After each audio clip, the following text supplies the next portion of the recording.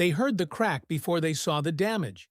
A sharp, dry snap that cut through the noise of the hall, silencing the chants and cheers in an instant. A boy screamed, high, piercing, helpless. Someone in the bleachers clapped their hands over their face. What was supposed to be a light-hearted showcase of karate had just swerved into something darker. The air shifted. Excitement soured into dread. The Los Angeles sports complex had been buzzing all evening. Parents with kids in crisp white GIs had filled the seats, camera phones out, proud to watch their children's heroes in action. Martial arts magazines had reporters in the front rows, notepads ready for feature stories. The place smelled of popcorn, floor polish, and the faint must of sweat baked into the mats after years of training. The atmosphere was carnival mixed with ritual. Families, fans, journalists, all expecting spectacle with just enough danger to thrill. At the center of it stood the night's star, a brown belt karate instructor who carried himself like a celebrity in his own head. Mid-30s, tall, with too much gel in his hair and a grin he flashed too often. He soaked in the crowd's attention, bowing dramatically, tossing sharp glances at the reporters like an actor playing a role. Every gesture said he believed he was more than he was. Not just a teacher, but a warrior. The arrogance clung to him like cologne. He strutted across the mat, demonstrating strikes with exaggerated flair. His voice boomed as he explained techniques, but the explanation sounded less like instruction and more like boasts. He mocked an imaginary opponent, punctuating the act with sly smirks toward the audience. Parents laughed at first, nervous but entertained. The kids leaned forward in awe. He knew how to work a crowd, but not how to respect it. Then he raised his arm and called out a student. Barely a teenager, maybe 14, 15 at most. The boy hesitated, glancing toward the rows of parents before stepping onto the mat. He wore a white belt, the cloth slightly frayed at the ends. His hands trembled as he bowed.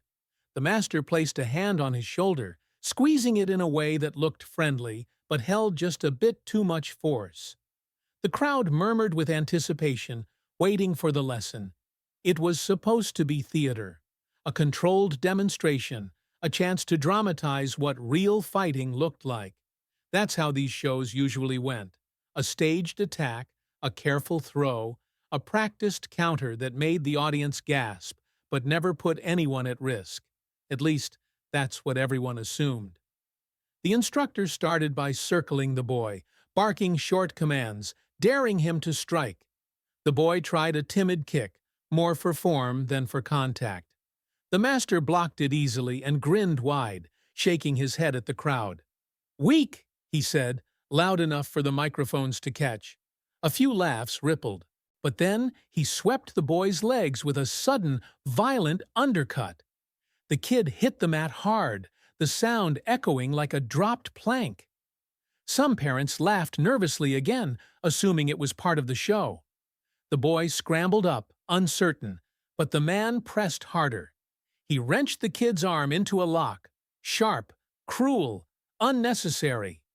The boy grimaced, lips pressed together to stifle a cry. The audience's laughter died.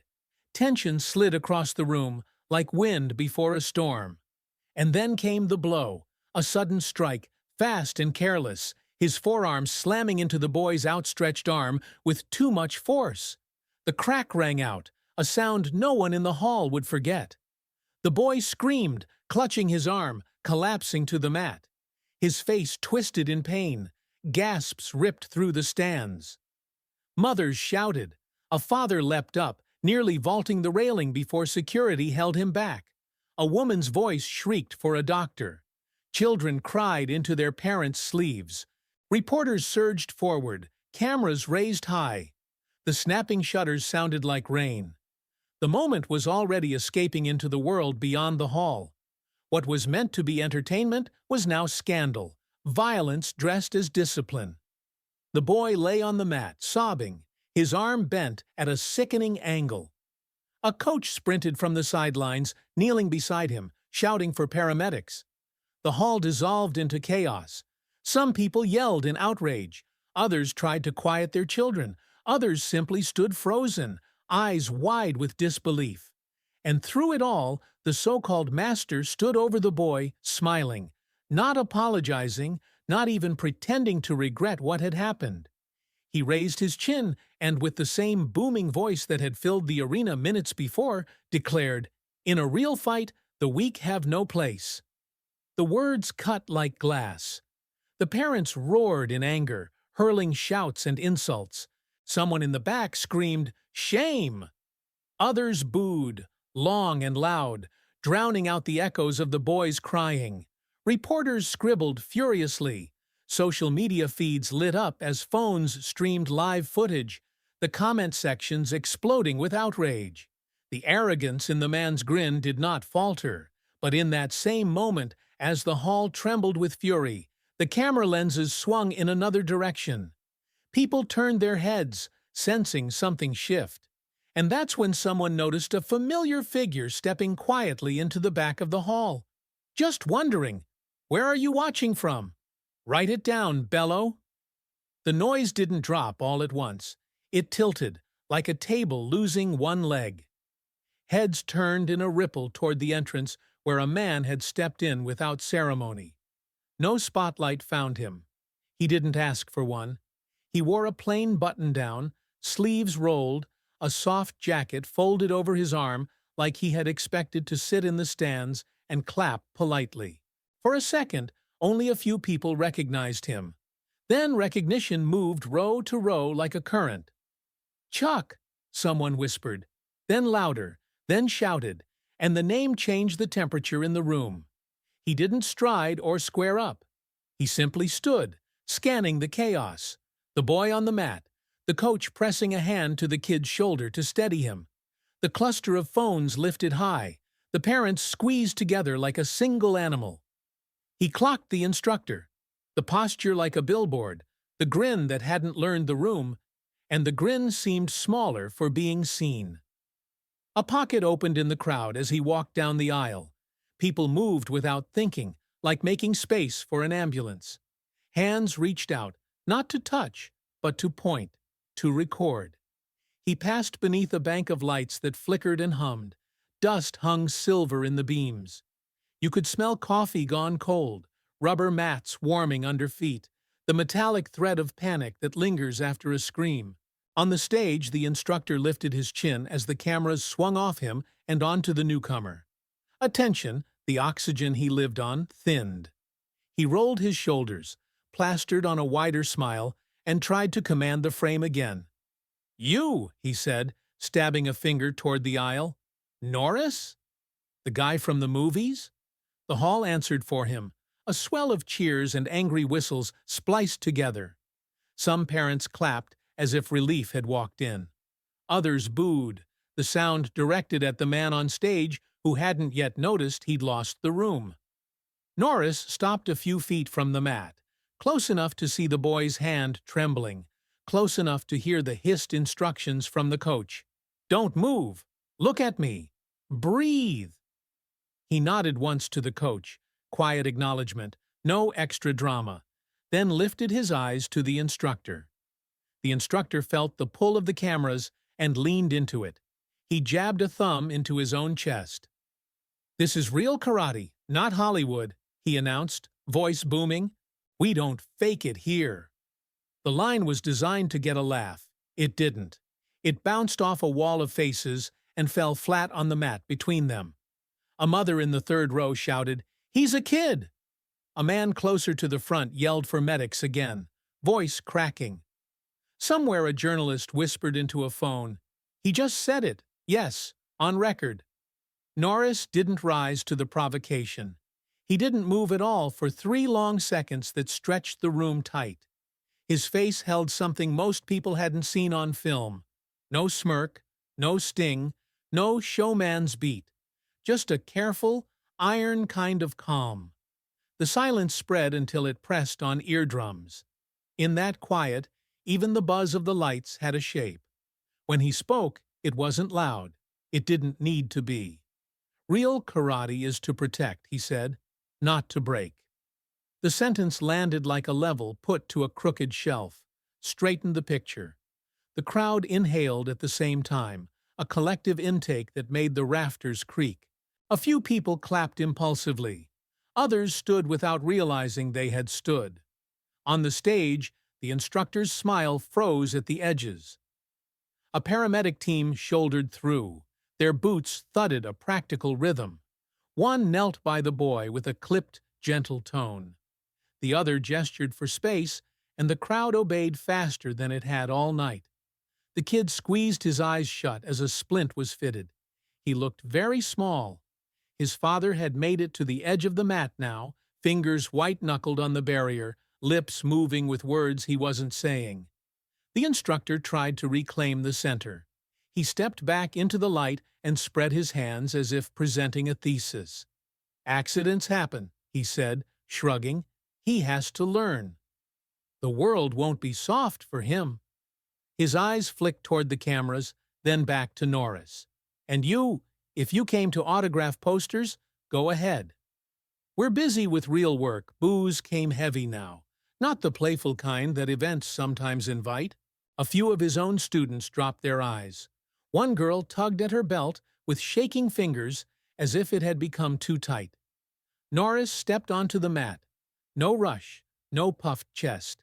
He bowed slightly to the space, the way you do when a room has rules. Old habits have a way of taking shape under pressure. Up close, the instructor saw how little he could read in the older man's face. No heat, no fear, just a certainty that left no space for bargaining. The instructor's jaw worked. He threw his voice to the stands again. "You want me to show him?" he called, and the crowd reacted like a storm, halves colliding. "Chuck! Chuck!" some yelled, a plea and a dare at once. Others spat words the microphones couldn't use. The floor vibrated with shoe taps, the noise climbing back toward fever. Norris didn't look at the crowd. He kept his eyes on the man who had broken a boy and then smiled over it. The look wasn't theatrical. It was an assessment you feel in your spine. When he finally spoke again, it was to the instructor, not the room. "If you want to demonstrate," he said, "start with an apology." A scatter of claps. Someone whistled. The instructor's ears flushed. "Apologize for what?" he shot back. "For showing the truth? For not pretending this is safe? He'll be stronger for it." Norris's gaze dropped to the boy's splinted arm, then rose. "Strength that needs spectators," he said, "isn't strength." The instructor's laughter came too loud, too late. He turned his back to Norris as if to dismiss him and addressed the audience with palms up. "You hear that? Philosophy." He pivoted fast, eager to catch Norris off guard with the movement, to retake ground with speed, if not sense. "Fine," he snapped. "If you're the guardian of the temple, step in it.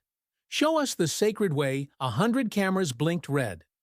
A teenager in the back stood on a seat to see. The paramedics lifted the boy carefully onto a stretcher. He bit his lip to keep from crying out again. As they passed Norris, the kid looked up through the pain, searching his face for something. Permission, maybe. Norris touched the rail of the stretcher with 2 fingers, a small nod, then returned his attention to the man demanding a stage. The instructor spread his feet, cracked his neck, whipped a quick combination into the air to warm applause from his own echo. "Come on, movie man," he said, bouncing on the balls of his feet. "Step into the real." The crowd leaned as one organism, drawn forward by a gravity nobody denied now. The hall no longer smelled like popcorn. It smelled like heat and nerves and the inside of a glove. Even the reporters forgot their questions long enough to simply watch. Norris loosened his shoulders once, almost a shrug, and took a single step toward the center of the mat. The instructor smiled, but it didn't reach his eyes. He thought he was inviting a scene. He hadn't understood yet that a scene was the last thing he was going to get. The space between them felt deliberate, like 2 men were standing on opposite ends of a fuse. The instructor bounced lightly, flashing grins toward the cameras, selling his nerves as bravado. Norris barely moved, hands low, posture loose, eyes fixed. The contrast itself pulled the crowd forward. "If you're the legend they say," the instructor barked, "prove it." He snapped a back fist into empty air, sharp enough to pop the mic. A few of his students clapped. Others glanced nervously toward the tunnel where the boy had been carried out. Norris didn't flinch. The instructor stepped in fast, trying to clamp a wrist. For a split second, it looked convincing, until Norris rotated his arm a fraction and the grip collapsed like sand. The audience felt the trick deflate. Murmurs rolled through the rows. Annoyed, the instructor surged again. A sweep, a shove at the collar. Norris shifted half a step, and the sweep met nothing. A hand landed softly on his triceps, pinning him for a heartbeat. The older man could have dumped him. He didn't. He let go, and that restraint drew gasps louder than a throw would have. The instructor's smile slipped. He tried a low kick, then a high chop. Both missed by inches, Norris's head moving just enough, his foot lifting at the right moment. The crowd went quiet, the silence carrying weight. Parents leaned forward, not cheering now, but studying. He pushed harder, knife hand, elbow, heel kick, mixing real intent with showmanship. Norris answered with tiny edits, a parry, a shoulder turn, a forearm angled like a wall. The strikes lost their bite. When the heel kick thudded into that wall, the instructor jolted in surprise more than pain. He knew he'd been read. The crowd began chanting, uneven, confused, half his name, half demanding apology. The noise shook the mat. The instructor jabbed a finger at the stands. "You want a show? Here's your show!" He lunged at Norris's lapel. What happened next lasted a second, but rewrote the room. Norris caught the lapel first, pivoted his hip, and the instructor's heels lifted slightly. Everyone saw the line of a throw forming, the inevitability of impact, then saw Norris release him. The man staggered half a step and righted himself, face flushed. The choice not to finish drew scattered applause. It spread, hesitant but real. "You see?" the instructor called, desperate. Controlled. But the crowd had turned. Their clapping wasn't for him.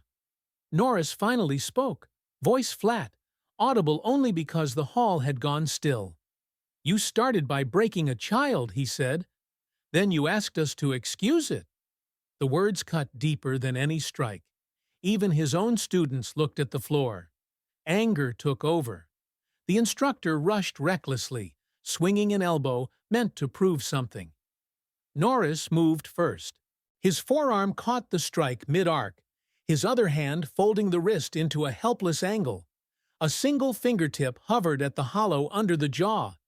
He didn't press, but the threat was visible to every eye in the room. The arena exhaled together. Parents clapped hard now. A girl in a white belt smacked her palms, then covered her face, embarrassed. Too late. The applause spread. The instructor tried humor. "What's next? You'll bow me into submission?" His grin looked brittle. Norris actually bowed. A small one. Not to him, but to the mat itself. When he straightened, his voice was almost gentle. "You can stop," he said, "or keep proving what everyone already knows." The words landed heavier than any punch. The crowd was ready for more, but the air had shifted. The boy was gone, the stretcher out of sight, yet his cry still echoed in memory. The cameras zoomed close on the instructor's face, catching the flash of panic behind his smirk. And then he stepped forward again, refusing to let the moment close. His hand rose for another hard grab, exactly the opening Norris had been waiting for. The hall no longer felt like a sports complex. It breathed like an arena. Journalists pushed closer with cameras held high, the shutters flicking like insect wings. Teenagers tried to start chants, their voices cracking into raw noise. Parents leaned forward on the rails, some shouting encouragement, others warnings.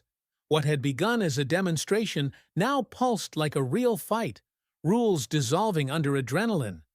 The instructor sensed his grip slipping. Too many eyes had turned to Norris. Too many voices carried his name. Rage crept into his tone. "I'm not afraid of legends," he shouted, stabbing a finger at the older man. "Right here, right now, I'll show you Norris is nothing but a story." The declaration ricocheted off the walls. Boos collided with cheers. Whistles slashed through applause. The crowd was split, but everyone was on edge, feeding off each other's breath. Norris said nothing. He simply undid the buttons of his shirt and set it on a chair. Underneath, a plain t-shirt. No flourish, no flex. He stepped onto the mat, slid one foot forward, and raised his hands. Not theatrically, but in a stance that said he was ready for something more serious than showmanship. The instructor struck first. A skipping kick cut the air toward Norris's midline. The older man shifted half a step, and the strike missed clean. A roundhouse followed, heavy, meant to bruise. It smacked against Norris's forearm and died there. The instructor snapped a calf kick, sneering as it landed on empty space when Norris lifted his lead leg a fraction. The older man's calm made the misses feel louder than any strike. Murmurs swept through the stands. Parents whispered, "He's reading him." A reporter muttered, "Footwork," forgetting the mic was live. The crowd had turned into a single organism, gasping and groaning with each exchange. The instructor came harder. Jab, elbow, ridge hand, trying to corner him. Norris closed the space with a palm against the triceps, a shoulder lean that stole momentum. Then a short body shot, sharp but measured. The crowd erupted at the restraint, clapping as much for the control as for the impact. Sweat beaded on the instructor's forehead. He barked toward the cameras, voice ragged. "This isn't philosophy, it's fighting." He lunged with a wild right. Norris let it slide off his shoulder and answered with a straight jab that snapped his head just enough to draw gasps. It wasn't devastating, but it was exact, and the difference showed. The crowd fed on the contrast, one man exploding with noise and motion, the other moving like geometry, precise and spare. Parents shouted, "Stop it!" while teenagers screamed, "Go, Chuck!" The tension braided fear with excitement. The instructor's anger turned reckless. A sidekick snapped high, sloppy but dangerous. The entire hall inhaled as it passed within inches of Norris's head. Without pause, Norris angled off, checked the landing foot, and posted a forearm across the chest. Assertive, but not cruel. For a heartbeat, he could have finished it. He didn't. The choice echoed louder than the attack. Every sound in the room sharpened. You could hear sneakers squeak, the hum of the lights, even the faint creak of the rafters. The crowd no longer cared about show. They wanted to see if discipline could hold against fury. The instructor tried one last surge. Inside low kick, looping overhand, desperate hook. Norris absorbed each in order, shin to shin, shoulder deflection, hard forearm block, and answered with two short shots, quick and deliberate. A cross brushed the cheekbone. A hook touched the ribs. Small, efficient, undeniable. The instructor flinched, his eyes watering, pride cracking under control. He could neither match nor dismiss. The crowd roared in recognition, one man chasing attention, the other dictating the truth of the mat. By now, the complex sounded like a storm. Every breath and shout rattled the space. The instructor's face was hot, his movements jagged, pride dragging him forward. He threw another high kick, reckless and close. The room groaned together at the danger. Norris lowered his chin, his feet settling in a stance that promised more than defense. The cameras zoomed close. The journalists stopped scribbling. Even the security by the tunnel froze, sensing that the next exchange would not be performance. It would be decisive. The instructor inhaled sharply, gathering for another rush, and the crowd, leaning forward as one body, knew the storm was about to break. The storm came exactly as the crowd expected, only sharper. The instructor's kicks cut heavier now, his arms whipping like blades without aim. He no longer looked like a teacher, just a man chasing control he had already lost. His strikes slammed into the mat and guardrails with sounds too violent for a demonstration. The audience shrank and swelled with each miss. Mothers covered children's eyes, while younger fans howled as if at a prize fight. The air itself felt hostile, thick with breath and sweat. Norris's movements changed with the danger. He no longer offered space for drama. He economized further, each step closing angles, each block exact. A kick aimed for his temple glanced off a raised forearm and crashed into empty air. A spinning fist hissed by, brushing the air where his head had been. The difference was becoming visible to everyone. One man throwing himself into chaos, the other trimming chaos down 2 inches. Then came a strike that landed too close. A wild roundhouse, high and reckless, tore through the pocket and passed within an inch of Norris's jaw. The sound of air ripping made the arena gasp as one body. For the first time all night, people felt the possibility of blood. Shouts erupted. "Stop this!" a woman near the front screamed. Others countered with, "Finish him, Chuck!" The atmosphere split open. Half fear, half adrenaline. No middle ground left. The instructor saw the panic as fuel. His eyes burned, teeth bared.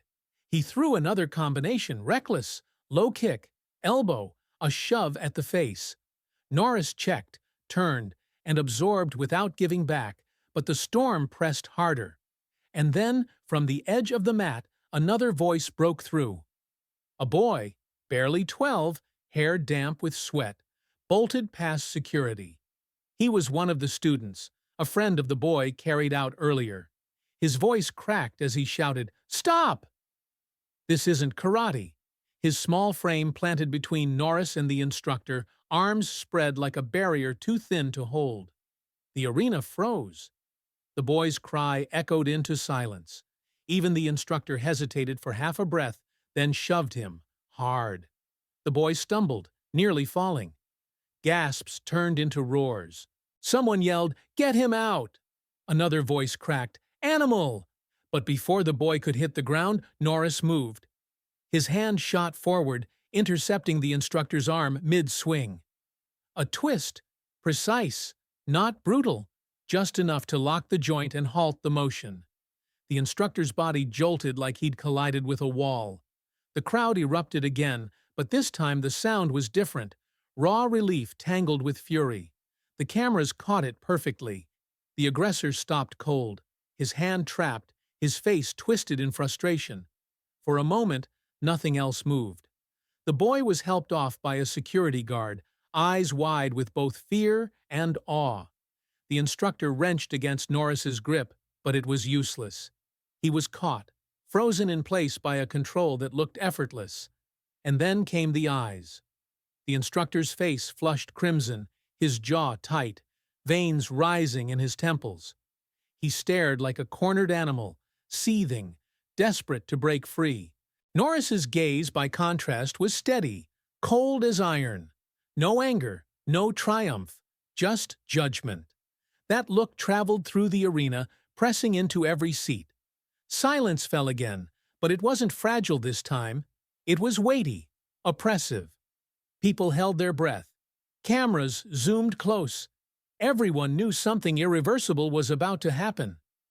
The instructor snarled, twisting, snapping words the mics couldn't catch, his body trembling with rage.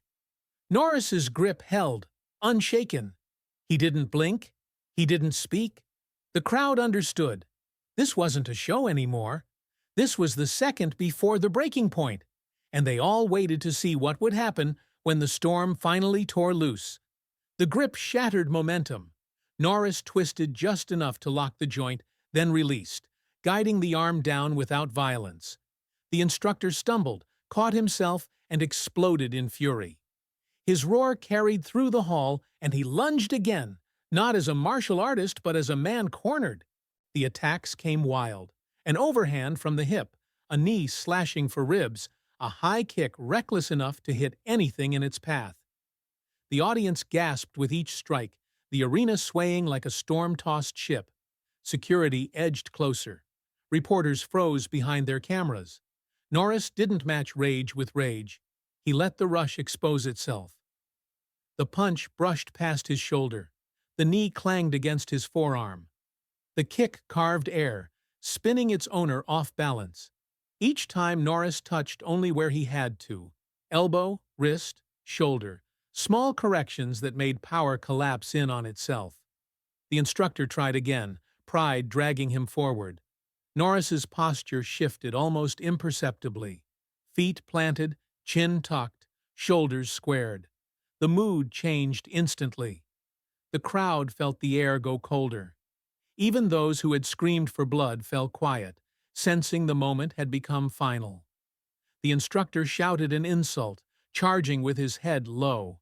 Norris moved a fraction to the side, caught his arm, turned his hips, and drew a clean circle. Gravity did the rest. The instructor went down hard, but not broken, folded neatly onto the mat. Norris pinned the motion with his knee, hand hovering near the jaw, a position that spoke of violence but stopped short of it. The silence that followed was absolute. You could hear the whir of a camera lens, the scrape of a shoe against the bleachers. The man on the floor gasped for air, realizing what could have happened if Norris had chosen to finish. Norris looked at him steadily and spoke in a voice that carried through the hall. "You could have been a teacher," he said. "Instead, you chose to be a butcher." The words rang like a bell. Applause rose slowly, then swelled into a wave. Parents stood, clapping hard. Children joined, wide-eyed. A man near the front shouted, "That's karate!" and was drowned out by the surge of sound. For a few seconds, it felt like the entire hall was united. Norris stepped back, letting the man rise if he wished. He did not gloat, did not raise his arms. He simply picked up his shirt, folded neatly on a chair, and pulled it on. The instructor slapped away the hand offered to him and got up alone, face blotched red. Cameras zoomed in mercilessly. For a moment, it looked like it might end there. Then the instructor staggered to the center, chest heaving, and screamed, "This isn't over! Do you hear me, Norris? I'll be back. I'll show you all what's real." The declaration cracked through the arena, half drowned by cheers, half mocked with boos. His own students shifted uncomfortably. A few turned their faces away. The words sounded less like defiance than desperation, but they carried nonetheless. Norris didn't answer. He glanced instead toward the stretcher rolling back into the hall. The boy, pale but upright, sat with his arm in a splint. Norris raised 2 fingers in a small salute. The boy straightened, wincing but proud. The applause returned, gentler this time, filled with something heavier than excitement. Respect. Security cleared a lane. Norris walked calmly to the exit. At the edge of the mat, the younger student who had tried to intervene earlier whispered, "Thank you." Norris rested a hand briefly on his shoulder. "Take care of each other," he said, then stepped into the tunnel. Behind him, the instructor was still shouting, his voice ragged. "Norris, you hear me? This isn't the end." He jabbed at the cameras as if trying to drag them back. "I'll be back." Phones rose, capturing the last flashes of rage. The crowd, though, was already shifting toward the exits, their voices low, their faces marked by what they had witnessed. Some looked shaken, others inspired. Many walked in silence. When the door closed behind Norris, the applause faded. The arena smelled of sweat and dust again. Ordinary. Yet the mat in the center still carried the shape of what had just happened. Everyone who stepped around it did so carefully, as if afraid to disturb the trace of truth left there.